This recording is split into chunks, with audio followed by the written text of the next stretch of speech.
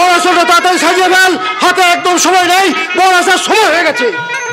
যেদিকে না তাকাবো কোনো কাজই হবে না। আজ আমার বোন আলোর বিয়ে, মা বাবা মারা যাওয়ার পর ছোট্ট আলোকে আমি কোলে পিঠে করে বড় করেছি, লেখাপড়া শিখেছি। শুধু তাই নয়, আজ ওকে সুপাত্র রেখে বিয়ে দিচ্ছি। আজ আমার জীবনের সবচেয়ে বড় আনন্দের দিন। কিন্তু শ্বশুর বাড়ি চলে যাবার পর বাড়িটা অন্ধকার হয়ে যাবে, আর আমি হয়ে যাব একা, বড় একা। এরে 6টা বেজে গেছে, একদম সময় নেই। যাই গিয়ে দেখি রান্নার কত বাকি আছে। তোমাকে আর কোথাও যেতে হবে না, সব ব্যবস্থা রেডি। তার মানে দই মিষ্টি আনা হয়ে গেছে, মাংস ফুটছে, এবার শুধু বড় আসার অপেক্ষায়। দই মিষ্টি গুলো কোথায় রেখেছি? আমার ঘরে পাঠিয়ে দিয়েছি। ভালো করেছিস ভাই, ভালো করেছিস। এবার গিয়ে দেখ রান্নার কত বাকি আছে। সন্ধ্যে 7টার মধ্যে কিন্তু লোক খাওয়ানো শুরু করতে হবে। তুমি একদম টেনশন করো না, আমি যখন আছি সব ম্যানেজ করে দেবো। এই আচ্ছা অবিতা, এই বড় বাড়ি ফোন করেছিলে? হ্যাঁ করেছিলাম, ওরা বিকাল 4টে নাগাদ রওনা হয়ে গেছে। তাহলে তো ওদের আসার সময় হয়ে গেছে। ভোর এলে একেবারে ছাদনা তোলায়। থানা। হ্যালো, ইন্সপেক্টর অভিক বর্ষা বলছি। আরে কে ব্যানার্জি বাবু বলুন।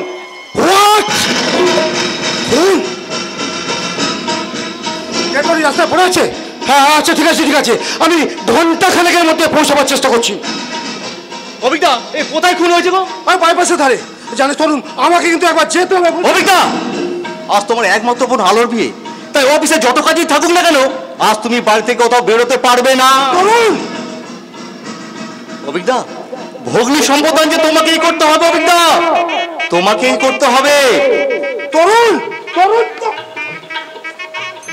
কি ঝামেলায় পড়লাম। আজ আমার একমাত্র বোনের বিয়ে, অথচ আমার থানা এলাকায় খুন। কি যে করি আমি ভেবে পাচ্ছি না। না, একবার এসপি সাহেবকে ফোন করে দেখি।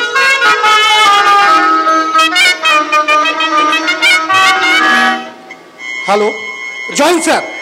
স্যার ইন্সপেক্টর অভিক বর্ষা বলছি স্যার। স্যার আজ আমার একমাত্র বোনের বিয়ে, অথচ গড়িয়া বাইপাসে একটু আগে খুন হয়েছে, আর ডেড বডি রাস্তায় পড়ে আছে। স্যার মানে কাউকে যদি স্যার যদি মানে হ্যাঁ ওকে ওকে স্যার ওকে। দাদা দাদা দাদা বাঁচা।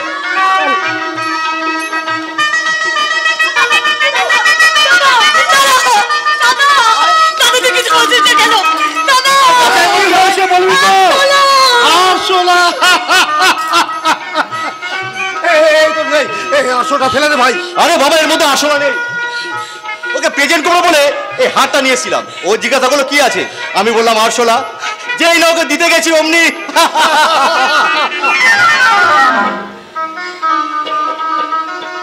জানিস আলো, কোনের বেশে আজ তোকে রাজ রানীর মতো লাগছে। মনে হচ্ছে স্বর্গ হতে কোনো দেবী প্রতিমা এই মর্তের বুকে নামিয়ে আসিয়াছে। অরুণ, অরুণ, আমার কিন্তু ইয়ারকি একদম ভালো লাগছে না। লাগবে রে আলো, লাগবে। একটু পরে যখন আমাদের জামাই রাজা এসে তোর গলায় মালা পরিয়ে দেবে, আর আমি তখন বলবো কিছু নেই, কিছু নেই, না বলতেই আমি চলে এসেছি। অভিক, খুব ভালো করেছেন।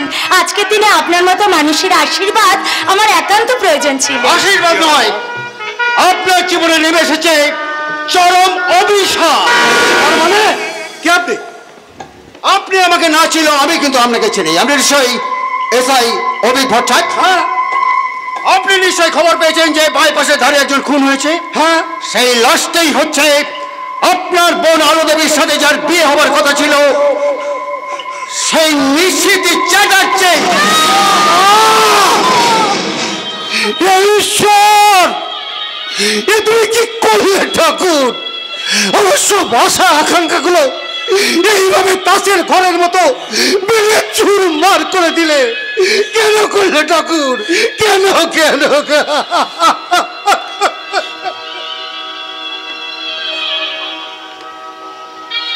এই দাদা দাদা, একটু আগে তুই আমাকে বলছিলি আমাকে রাজরানীর মতো দেখাচ্ছে। দেখ না দাদা, তোর রানী তো তোর সামনেই দাঁড়িয়ে আছে, কিন্তু তার রাজা যে আর কখনো আসবে না দাদা। তার রাজা যে আর কখনো আসবে না। আলো, তুই তুই না আমাকে বলছিলি ভাই, আমাকে আমাকে প্রতিমার মতো লাগছে। তুই ঠিক বলেছিলিস, তুই ঠিক বলেছিলি ভাই, আমি তো দেবী প্রতিমা। কিন্তু কিন্তু এই প্রতিমা যে সে প্রতিমা নয়, এই প্রতিমা যে অল্প আগেতেই ভেঙে চুরমার হয়ে যায়। চুপ কর, চুপ কর আলো, চুপ কর। তোর এই কান্না যে আমি আর সহ্য করতে পারছি না রে। ঈশ্বর, এই মুহূর্তে তুই বজ্রাঘাত ফেলে আমাকে তুমি চিরতরে বদির করে দাও ঠাকুর, আমাকে তুমি বদির করে দাও। আচ্ছা আচ্ছা, এইভাবে তোমরা সবাই মিলে কান্নাকাটি করলে চলবে নাকি সবাই মিলে বসে একটা সিদ্ধান্ত নিতে হবে? কাকা বাবু, আচ্ছা, এই মুহূর্তে যদি এই মেয়েটাকে কোনো পাত্রের হাতে সম্প্রদান না করা যায়, তাহলে মেয়েটা যে লগ্ন ভ্রষ্টা হবে সে খেয়াল করা আছে? কিন্তু এই মুহূর্তে সুপাত্রের সন্ধান আমি পাবো কোথায়? সেটা তো আমি দেব। আপনি ঠিক বলছেন কাকা বাবু। আমার আমার বোনের স্মৃতিতে সিঁদুর উঠবে, ও সুখে স্বাচ্ছন্দ্যে সংসার করবে, এমন পাত্র আছে? আছে আছে আছে, ছোটখাটো একটা ব্যবসা করে মাসে 7-8 হাজার টাকা রোজগার। তাছাড়া মাথা গোঁজার মতো একটা ঘরও আছে। কিন্তু সব না জেনে শুনে এ বিয়েতে সে রাজি হবে? হবে মানে তার ঘর রাজি হবে। কিন্তু কে? আরে আমি যদি বলি না, তাহলে সে কেন, তার 14 পুরুষ রাজি হবে। কিন্তু কে কে আছে? আরে বাবা, সে হচ্ছে আমারই ভাইপো ভগবান। হ্যাঁ, আতে পেলে আয়ামতি খাবো পেলে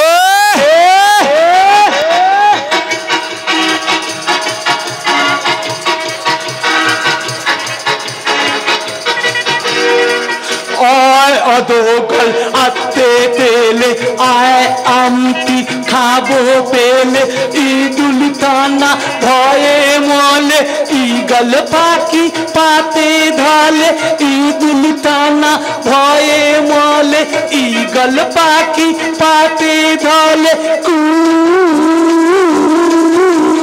ঝিকি ঝিক ঝিকি ঝিক ঝিকি ঝিক। আচ্ছা আচ্ছা, হয়েছে হয়েছে, এবার থাম।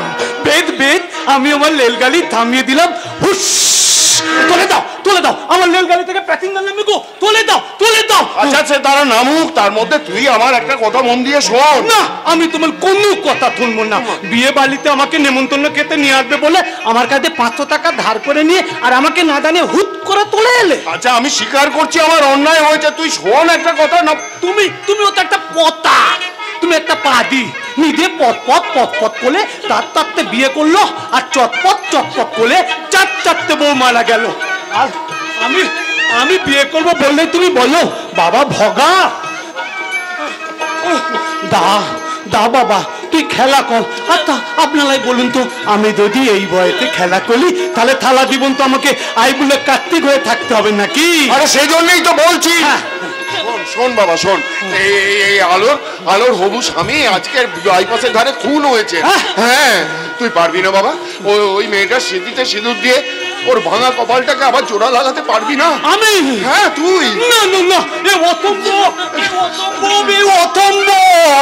আমি পারবো না।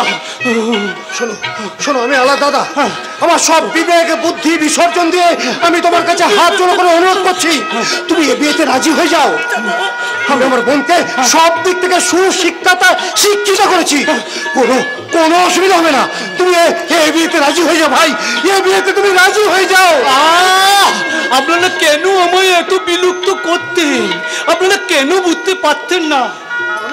আমি এই থবতে আর 5 মানুষের মতো থুত্ত থবল নই। আমি আলোর বন্ধু, আমি আপনার পায়ে ধরে অনুরোধ করছি, এই বিয়েতে আপনি রাজি হয়ে যান। না না মায়া, আমি পারবো না গো, আমি পারবো না।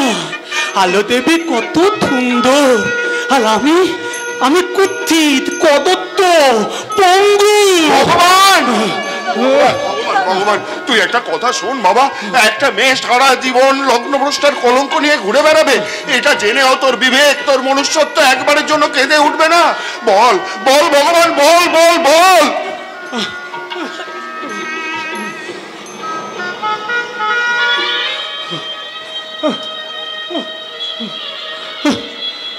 আপনারা যখন বলতেন তখন আমি এই বিয়েতে রাধি। না, আমি এ বিয়েতে রাজি নই। আলো, এই আলো, এই টাকা টাকা আমার দিকে। আমি তো দাদা, তোর সুখের জন্য আমি সব কিছু করতে পারি, প্রয়োজন আমার জীবনটা পর্যন্ত দিতে পারি, কিন্তু তোর দুঃখ, তোর চোখের জল আমি দেখতে পারবো না এখন। তাই বলছি এ বিয়েতে তুই রাজি হয়ে যা। তাছাড়া আজ যদি তুই লগ্ন ভ্রষ্ট হয়ে যাস, তাহলে এই সমাজ তোকে মেনে নেবে না, সংসারে অনাচার ঘটবে। ঘটক অনাচার সৃষ্টি হয়ে যাক একটা নতুন সমাজ, লোকে আমাকে লগ্ন ভ্রষ্ট বলে বলুক, তবু এই অশিক্ষিত, এই আত্মপাগলা, এই ততলা ছেলেটাকে বিয়ে করে আমার জীবনটাকে কিছুতেই বড়ভাবে পরিত্যাগ করতে পারবো না দাদা।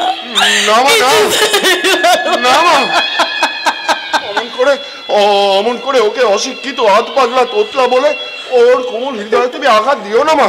আমি বলছি ওর মতো মহৎ মনের মানুষ এ সমাজে বড়ই দুর্লভ মা, বড়ই দুর্লভ।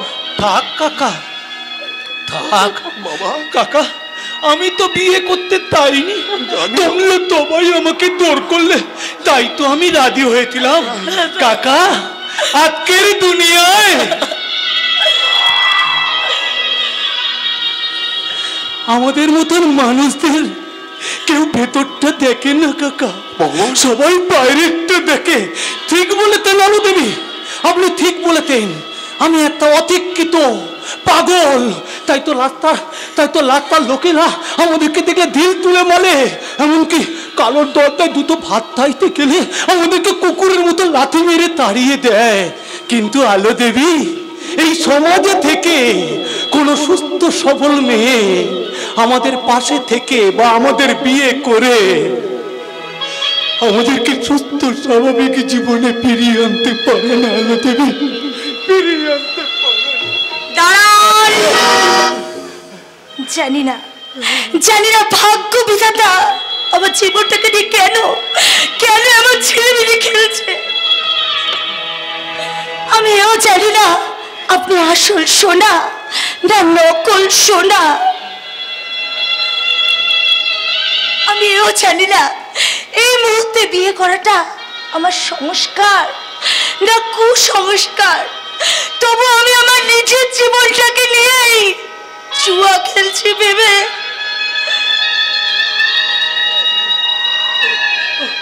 আমি আপনাকে বিয়ে করতে রাজি। হিন্দু ধর্মে পতি পরম গুরু, তাহলে সেই পতির চরণে হোক আমার জীবনের পবিত্র আশ্রয়।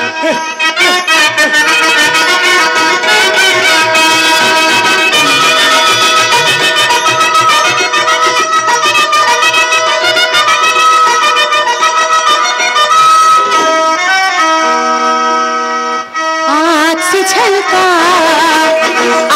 छलका आंसू और गाजब का शराब में, आग से छलका आंसू और गाजब का शराब में, दिल में छुपा जो काटा, दिल में छुपा जो काटा, वो चाल निकला गुलाब में। आग से छलका आंसू और गाजब का शराब में।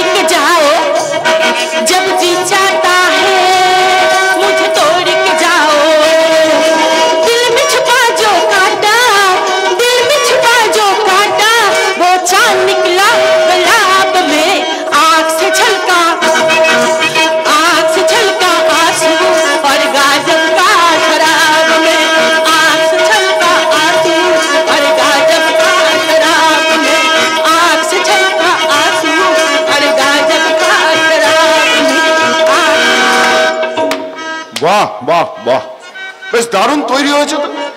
আর হবে নাই বা কেন? রাজা সাহেব কি আর দেশে মানুষ? কোথায় বলে সৎসঙ্গে স্বর্গবাস আর অসৎসঙ্গে সর্বনাশ। আপনি এখানে কেন এসেছেন? কেন এসেছেন এখানে? বেরিয়ে যান, বেরিয়ে যান বলছি, আমার টাকা থেকে বেরিয়ে যান। মা, আমি তোমার কাকা, দূরের নয় নিকট আত্মীয়। কোথায় আমায় বসিয়ে একটু খাতির যত্ন করবে তা নয়, তুমি আমাকে বলে কুকুর তাড়া করছো। কেন করছি বুঝতে পারছেন না? না, শুনেছি কুকুরকে মুগুরের বাড়ি মারলে নাকি সে সোজা হয়ে যায়, কিন্তু আপনি যে কোন জাতের কুকুর আর কোন মুগুর মারলে আপনি সোজা হবেন সেটা আমার জানা নেই। আমি কুকুর? না না না না না না, আপনি তোমার নষ্ট জীবনের শনি ঠাকুর। শনি? শনি? হ্যাঁ, শনি শনি শনি।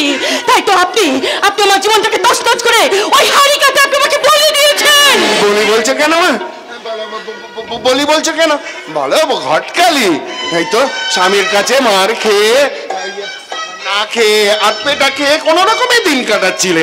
আমি তো তোমাকে নিয়ে এসে রাজা সাহেবের সঙ্গে বেরিয়ে দিলাম। হ্যাঁ, ঠিক বলেছেন। আপনার কাছে মাত্র একটা চাকরি চেয়েছিলাম, সেই চাকরির জন্য আপনি আমাকে এনে দাঁড় করে দিয়েছেন এখানে। তার বদলে তুমি এখন সব কিছু করে টিভি ফ্রিজ সমস্ত কিছু ভোগ করছো, একেবারে রানীর মতো দিন কাটাচ্ছ। ঠিক পায়ের ওপর পাটি ভুলিনি, ভুলিনি সেই দিনটা, আজ আমি ভুলিনি। তাই তো রক্ত ঝরানো দগদগ ঘা নিয়ে আমি এখনো বেঁচে আছি শুধুমাত্র আপনার শেষ পরিণতি দেখার জন্য। তুমি কিন্তু ভুলে যাচ্ছ মা, তুমি কার সামনে দাঁড়িয়ে কথা বলছো। না না না, একদম ভুল করিনি। আমি কথা বলছি মেয়েদের শরীর বিক্রি করে সেই পয়সা খেয়ে বেঁচে থাকা, মেয়েদের শরীর বিক্রি করা একটা দালালের সঙ্গে।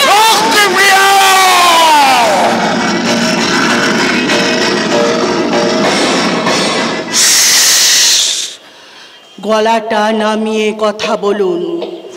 একটা কথা মনে রাখবেন, ফ্ল্যাটটা কিন্তু আমার ফ্ল্যাটে দাঁড়িয়ে আপনি আমার সঙ্গে কথা বলছেন, তাই মনে করলেই ঘাট ধাক্কা দিয়ে আপনাকে এখান থেকে বের করে দিতে পারি। তাই নাকি? তাই তাই তাই। তাতে কিন্তু তোমার ক্ষতির চেয়ে লাভের অঙ্কটা বাড়বে না মা, বরঞ্চ ক্ষতির অঙ্কটাই বাড়বে। কি বলতে চাইছেন আপনি? কারণ তোমার স্বামী কিন্তু এখনো এই জায়গার ঠিকানাটা জানে না। ধরো আমি গিয়ে যদি এখন এই গাড়ির ঠিকানাটা আমি বলে দিই, তাতে করে সে যা ধরনের মানুষ, তাহলে সে খেপা কুকুরের মতো এখানে ছুটে আসবে। যা, আপনি যাবেন না, আপনি এখান থেকে একবার আমার স্বামীর কাছে গিয়ে কিছু বলবেন না, তাহলে আমি কি তাকে খুন করব?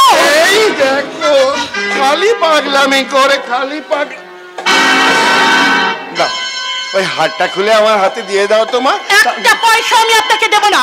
ও, দেবে না? না, দেব না। এই হাতটা আমি কিছুতেই দেব না, কারণ এই হাতটা আমার রাজা বাবুর স্মৃতি। স্মৃতির অতলে তলিয়ে যাবে মা।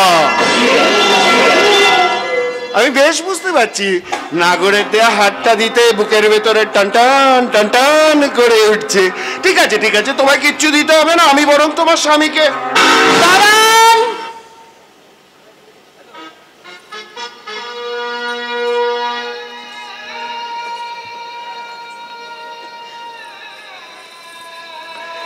নিয়ে যান, নিয়ে যান এই হাতটা, আপনি এখান থেকে নিয়ে যান। আর ভবিষ্যতে কোনোদিন আপনি এখানে আসবেন না, আসবেন না, আসবেন না। তা বললে কি হয় মা? এই পুরোহিতকে প্রণামী না দিলে পুজো যে অসম্পূর্ণ থেকে যাবে। তাই আমি আবার আসবো মা। ভালো ভালো বোতল আছে, বোতল চাই বাবা, বোতল। ওই কি যাস তুই? আমি বোতল বের করে বেড়াই বাবু। ভালো একটা হনুমান আছে, নেবেন নাকি? কি নাম তোর? আমার নাম হচ্ছে ভজরি মান্নাম, তার বাবার নাম হচ্ছে রাঘরি মান্নাম, তার বাবার নাম হচ্ছে। আচ্ছা থাক থাক থাক, তো 14 পুরুষের নাম শুনে আমার কোনো কাজ নেই। তুই কোথায় থাকিস সে কথা বল। হ্যাঁ, আমি থাকি সেই সোনা গায়ে। সোনার গা,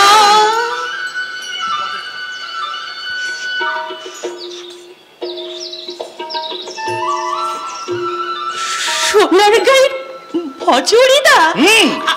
আমাকে তুমি চিনতে পারছো না? আমি সেই লক্ষ্যে পিয়া তো হ্যাঁ, আমি ঠিক চিনতে পেরেছি তোকে, কিন্তু তুই আমাকে চিনতে পারিস না। কেমন আছো ভদ্রলোকটা, কেমন আছো? ভালো নেই রে, ভালো নেই, একদম ভালো নেই। আসলে কি জানিস, তুই বিয়ে করে চলে আসার পর আমার বাবা মারা গেলেন। তারপর আমার মার বোনকে নিয়ে আমি শহরে চলে এলাম, চাকরির খোঁজে পেটের দায়ে চলে এলাম। এখানে এসে আমি ফেরিওয়ালার কাজ নিলাম, কিন্তু এতে আমার পেট ভরছে না রে। তাই তো তোর কাছে এসেছি। তোদের এই হোটেলে যদি একটা চাকরি হয় আমার খুব ভালো হয় রে। চাকরি? হ্যাঁ, এটা ব্যবস্থা করে দে না মাইরি। আচ্ছা তুমি একটু দাঁড়াও, আমি একটু ফোন করে দেখি তোমাকে কোনো চাকরি ব্যবস্থা করা যায় কিনা। ঠিক আছে। কোথাও যাবে না কিন্তু, আমি যাবো আর আসবো, কোথাও যাবে না, এখানে দাঁড়াও, আমি আসছি ভদ্রলোকটা, আমি আসছি। ঠিক আছে। দেখো, মানে তোমার বাবার মৃত্যু সংবাদ শুনে মনে বড় কষ্ট পেলাম। এই বয়সে এত বড় একটা সংসার টেনে বেড়ানোটা তো কম কথা নয়, কিন্তু এই হোটেলে কাজ করে তুমি ক পয়সা পাবে? তাতে তোমার যা তো যাবে, কিন্তু পেটে ভরবে না। কি আর করবো বলুন, এছাড়া তো আর কোনো উপায় নেই। সামান্য একটু বুদ্ধি খরচ করলে দেখবে তোমার সংসারের গাড়িটা কিরম গড়গড় করে এগিয়ে যাচ্ছে। মানে শুনলাম না তোমার নাকি একটা ছোট বোন আছে। হ্যাঁ, ওকে একটু আমার কাছে পাঠিয়ে দিও। চাকরি দেবেন নাকি? হ্যাঁ, দেবো, নিশ্চয়ই দেবো। সে চাকরি জিজ্ঞেস করলে না তো? মানে দেখো, মানে আজকাল অনেক মেয়ে আছে মালদার মক্কেল নিয়ে দীঘা কিংবা বকখালিতে গিয়ে 2-1 রাত কাটিয়ে হাজার টাকা রোজগার করছে। চুপ করুন! আপনার মতো ভদ্রলোকের মুখে এইসব নোংরা কথা শুনলে ঘেন্না হয়। আরে বাবা, ঘেন্নাতে তো আর পেট ভরবে না। শোনো, আমি যা বলছি সেটা শুনুন, আমার অভাব আছে ঠিকই, কিন্তু অভাব মেটাতে চরিত্র নষ্ট করার মতো ব্যক্তি আমি বা আমার বোন নয়। চরিত্র? ওরে বাবা, যতদিন তোমার বোনের যৌবন ততদিন তার নাম ডাক, তারপর যৌবন ফুরিয়ে গেলে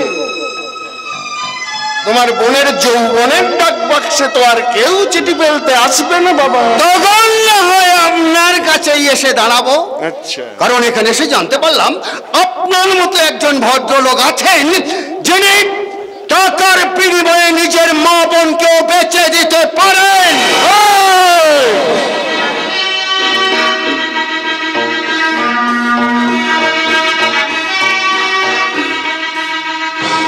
এখন আমি যাচ্ছি, ঠিক সময় ঠিক জায়গায় আপনার সাথে আমার দেখা হবে। পুতুল চাই বলো, পুতুল ভালো ভালো পুতুল আছে, পুতুল চাই বলো।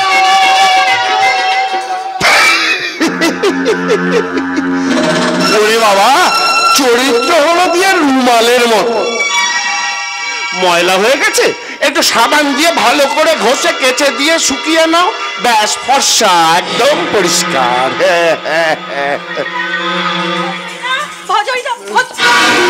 মজুরি চলে গেছে, কোথায় চলে গেছে? মজুরিটা চলে গেছে, বলে গেছে তোমার সঙ্গে আবার পরে দেখা করবে। কিন্তু আপনি এখানে দাঁড়িয়ে আছেন কেন? বেরিয়ে যান, বলছি, আমার টাকা থেকে বেরিয়ে যান। হ্যাঁ, সে তো যাবো, কারণ তোমার হাতটা তো আমার নেওয়া হয়ে গেছে, আর তো আমার কিচ্ছু নেই। আর একটা জিনিস আমি আপনাকে দেবো না। সে তুমি না হয় দেবে, পরে দেবে, আমার যখন টাকার দরকার হবে তখন আমি আবার আসবো। ওরে টাকা ছাড়া নাই রে, টাকা বিনে জগৎ ফাঁকা, টাকা ছাড়া কিছু নাই রে, টাকা ছাড়া। টিং টং। এখন বিজ্ঞাপনের বিরতির পর আবার দেখা হবে। শয়তান, ওই শয়তানটা আমার জীবনের একটা রক্তের রাহু। মালটাকে কি? কিন্তু কে আপনি? আরে বাবা, বলছি মালটাকে, তুমি কি কোনো নতুন মাল আমদানি করেছো নাকি? ভদ্রভাবে কথা বলুন। একটা কথা মনে রাখবেন, আমি কিন্তু আপনার ইয়ার্কির পাত্রী নই। কি হলো, এখন এখানে দাঁড়িয়ে আছেন কেন? যান, বেরিয়ে যান বলছি, একটু টাকা থেকে বেরিয়ে যান। আমার অপমান করছো? আমি হলাম কালীঘাটের মিত্র বাড়ির সিক্রেট নটবর মিত্র আমার নাম, আর আমার মুখে তুমি এত বড় কথা বলছো? ঠিক আছে, আমি চলে যাচ্ছি।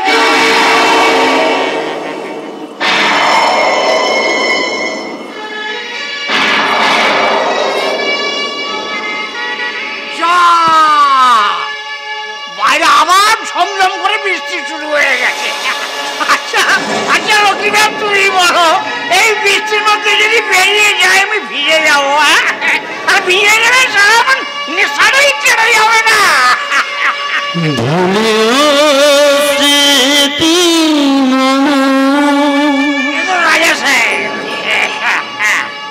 নিষিদ্ধ স্বপ্ন সময় চুলের গায়ে মালা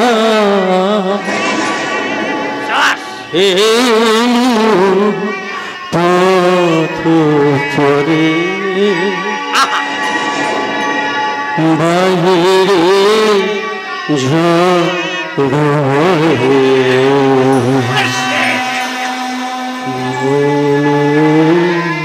বাড়ি ঝরে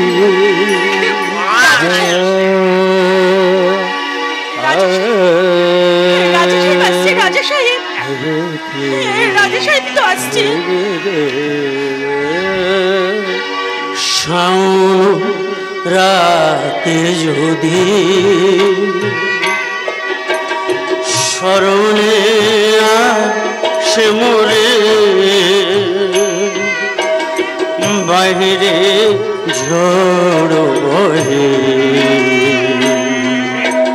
নয়নে বাড়ি ঝরে। রাজা সাহেব খুব রঙে আছো মনে হচ্ছে। হ্যাঁ তাই একটু আছি বলতে পারো। আসলে কি বলো তো নটবর, জীবনের রং যখন শেষ হয়ে যায় তখন বাইরে থেকে রং এনে সেখানে ঢেলে দিতে হয় বই কি। আরে বুঝবে না নটবর, এসব তুমি বুঝবে না। লক্ষ্মীপ্রিয়া, লক্ষ্মীপ্রিয়া, আরে ও লক্ষ্মীপ্রিয়া, কি হয়েছে? এত চিৎকার করে ডাকছো কেন? কি হয়েছে বলো। মদ চাই, মদ। মদ? হ্যাঁ মদ চাই, বোতল চাই, গ্লাস চাই, আর সেই সময় তোমাকে চাই। তোমাকে কি বললে তুমি? প্রথমত আমি তোমাকে চাই, দ্বিতীয়ত আমি তোমাকে চাই, শেষ পর্যন্ত তোমাকে চাই। তোমাকে চাইলেই সবকিছু পাওয়া যায় না রাজা সাহেব, কারণ আজ এখানে আর কোনো মদের আসর বসবে না। কাল তুমি অনেকখানি মদ খেয়েছো। আরে কি হলো, আপনি এখন এখানে দাঁড়িয়ে আছেন কেন? যান যান, বেরিয়ে যান বলছি, বেরিয়ে যান। যাচ্ছে বাবা, এত ধমকাবার কি আছে? এই রাজা সাহেব বলছিলাম কি, আজ যখন এখানে মদের আসর বসবে না তখন শুরু থেকে কি লাভ? আমি বরং আজ যাই, আবার সামনের দিন আসবো। তাহলে এই কথা